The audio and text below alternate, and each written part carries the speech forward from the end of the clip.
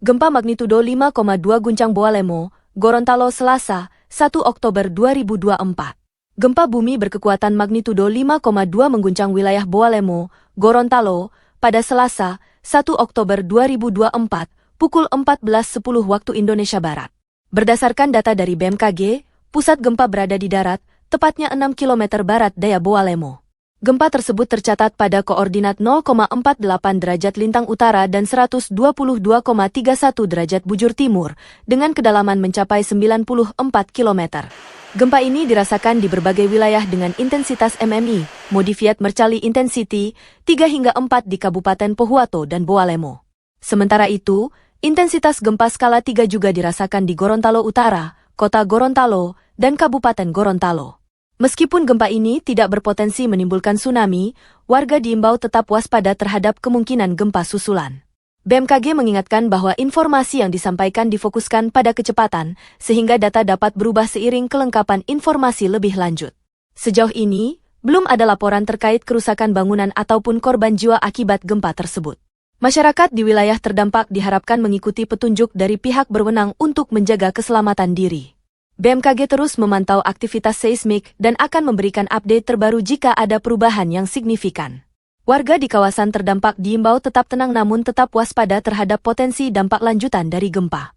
Dengan mengikuti protokol keselamatan dan arahan dari pihak berwenang, diharapkan risiko bencana ini dapat diminimalisir. Langkah cepat dan tanggap dalam situasi darurat seperti ini sangat penting untuk menjaga keamanan bersama. Selalu pastikan mendapatkan informasi terbaru dari sumber resmi untuk menghindari penyebaran berita yang tidak akurat atau menyesatkan. BMKG akan terus melakukan pemantauan dan memberikan peringatan lebih lanjut jika dibutuhkan. Potensi gempa besar yang bakal melanda Indonesia tentunya membuat masyarakat di Indonesia cenderung khawatir akan hal tersebut. Kebutuhan rumah yang memberikan rasa nyaman dan aman dari gempa pun kemudian meningkat. Badan Meteorologi, Klimatologi, dan Geofisika, BMKG, mengatakan bahwa megatrust nyata dan ada di depan mata. BMKG memperkirakan adanya potensi gempa besar di zona megatrust Selat Sunda dan Mentawai Siberut. Untuk itu, kesiapsiagaan pemerintah dan masyarakat menjadi kunci utama dalam menghadapi bencana ini.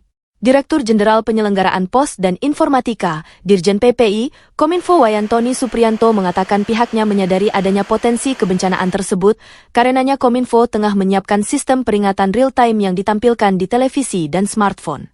Pasalnya saat ini, peringatan hanya sebatas mengirimkan blast SMS ke masyarakat bila mana ada informasi terbaru dari BMKG. Langkah antisipasi yang dapat dilakukan masyarakat antara lain adalah meningkatkan pengetahuan tentang mitigasi bencana, memastikan kesiapan logistik, serta mengikuti instruksi pemerintah jika terjadi peringatan dini mengenai gempa. Selain meningkatkan pengetahuan tentang mitigasi bencana, ada beberapa langkah lain yang bisa dilakukan untuk mengantisipasi potensi gempa besar, seperti 1. Membangun rumah tahan gempa. Masyarakat bisa memastikan rumah atau bangunan yang mereka huni dibangun sesuai standar konstruksi tahan gempa. Penggunaan bahan bangunan berkualitas dan teknik konstruksi yang benar sangat penting untuk mengurangi risiko kerusakan. 2. Menyusun rencana evakuasi. Setiap keluarga atau komunitas perlu menyusun rencana evakuasi yang jelas. Ketahui rute evakuasi terdekat dan tempat-tempat aman di sekitar lingkungan. Pastikan semua anggota keluarga tahu apa yang harus dilakukan saat terjadi gempa. 3. Menyediakan tas darurat. Siapkan tas darurat yang berisi kebutuhan penting seperti air minum, makanan tahan lama, obat-obatan, pakaian, senter, baterai, dokumen penting, dan uang tunai.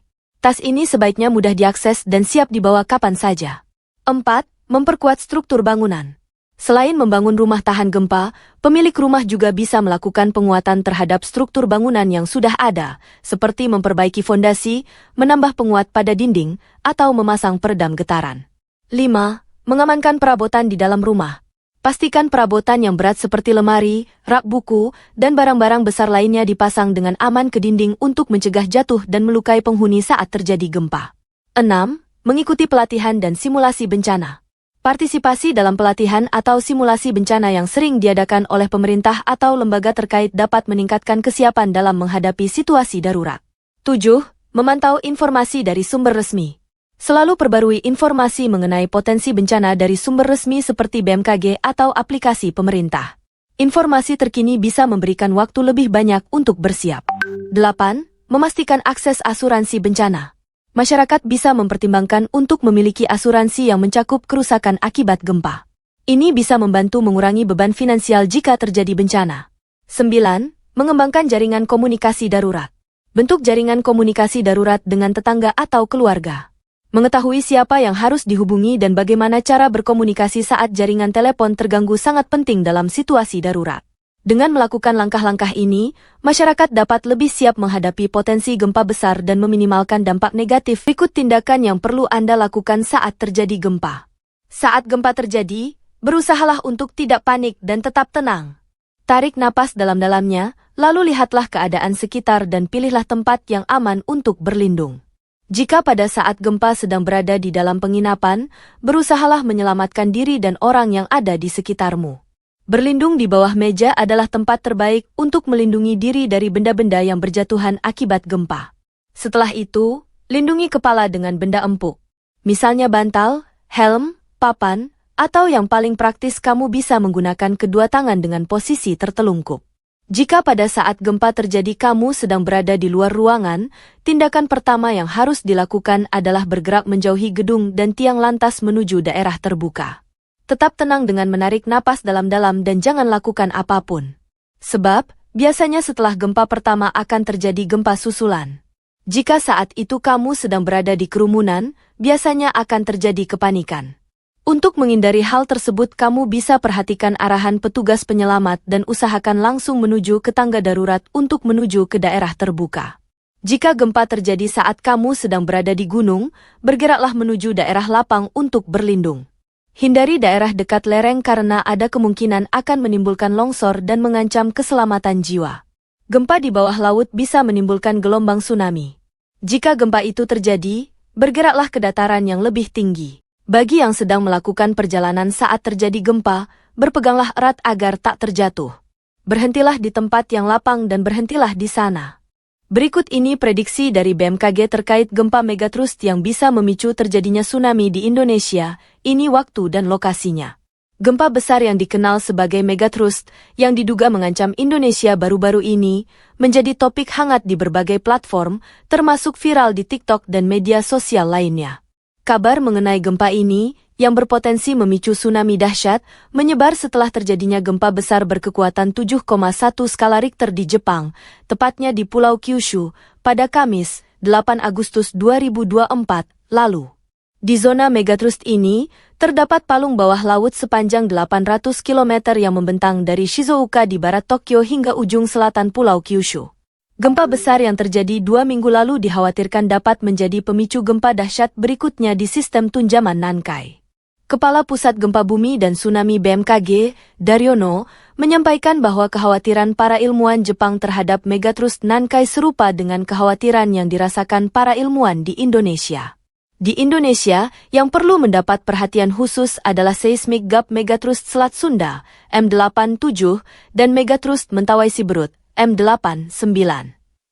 Gempa di kedua segmen megatrust ini hanya tinggal menunggu waktu, mengingat kedua wilayah tersebut sudah ratusan tahun tidak mengalami gempa besar, kata Daryono dalam pernyataan resminya beberapa saat lalu. Sebagai langkah mitigasi, BMKG telah menyiapkan sistem monitoring, pemrosesan, dan penyebaran informasi gempa serta peringatan dini tsunami yang semakin cepat dan akurat. Daryono juga menjelaskan bahwa jika gempa besar benar-benar terjadi di megatrust Nankai, kemungkinan besar hal ini akan memicu tsunami, karena setiap gempa besar dan dangkal di zona megatrust berpotensi menyebabkan patahan dengan mekanisme naik, thrust fault, yang dapat mengganggu kolom air laut, memicu terjadinya tsunami. Pertanyaan yang muncul adalah, apakah jika gempa megatrust besar terjadi, hal tersebut akan mempengaruhi lempeng tektonik di Indonesia? Jawabannya adalah, jika terjadi gempa besar di megatrust Nankai, deformasi batuan skala besar yang terjadi dipastikan tidak akan berdampak pada sistem lempeng tektonik di Indonesia. Jaraknya yang sangat jauh serta biasanya dinamika tektonik yang terjadi hanya berdampak pada skala lokal hingga regional pada sistem tunjaman Nankai, jelas Daryono. Meskipun demikian, tsunami besar di Jepang dapat menjalar hingga ke wilayah Indonesia, sehingga hal ini perlu kita waspadai, tambahnya. Meski demikian, Daryono menyatakan bahwa masyarakat tidak perlu khawatir, karena apa yang terjadi di Jepang dapat dipantau secara real-time dan dianalisis dengan cepat. Menurut Daryono, BMKG dapat memodelkan tsunami yang mungkin terjadi dan dampaknya menggunakan sistem INATWS, Indonesia Tsunami Early Warning System, sehingga BMKG akan segera menyebarluaskan informasi gempa bumi dan peringatan dini tsunami di seluruh wilayah Indonesia, khususnya di bagian utara Indonesia. Berdasarkan skala MMI yang dikutip dari laman BMKG, berikut info MMI yang dapat dipelajari. 1. MMI. Getaran gempa tidak dapat dirasakan kecuali dalam keadaan luar biasa oleh beberapa orang. 2. MMI. Getaran atau goncangan gempa dirasakan oleh beberapa orang, benda-benda ringan yang digantung seperti lampu gantung bergoyang. 3. MMI. Getaran gempa dirasakan nyata dalam rumah. Getaran terasa seakan-akan ada naik di dalam truk yang berjalan. 4. MMI.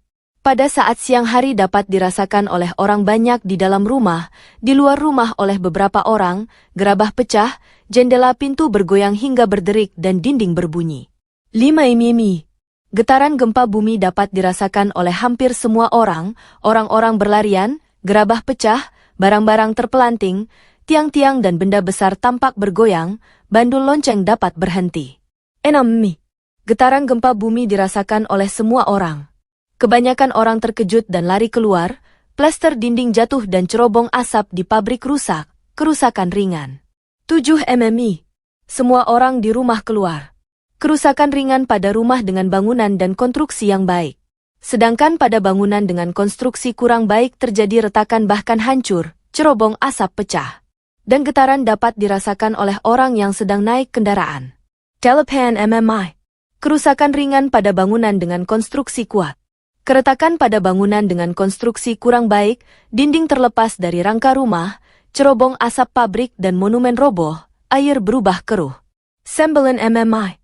Kerusakan pada bangunan dengan konstruksi kuat, rangka rumah menjadi tidak lurus, banyak terjadi keretakan. Rumah tampak bergeser dari pondasi awal. Pipi-pipa dalam rumah putus. 10. MMI. Bangunan dari kayu yang kuat rusak, rangka rumah lepas dari pondamennya, tanah terbelah rel melengkung, tanah longsor di tiap-tiap sungai dan di tanah-tanah yang curam. 11. MMI. Bangunan-bangunan yang sedikit yang masih berdiri. Jembatan rusak, terjadi lembah. Pipa dalam tanah tidak dapat terpakai sama sekali, tanah terbelah, rel sangat melengkung. 12. MMI. Hancur total, gelombang tampak pada permukaan tanah. Pemandangan berubah gelap, benda-benda terlempar ke udara.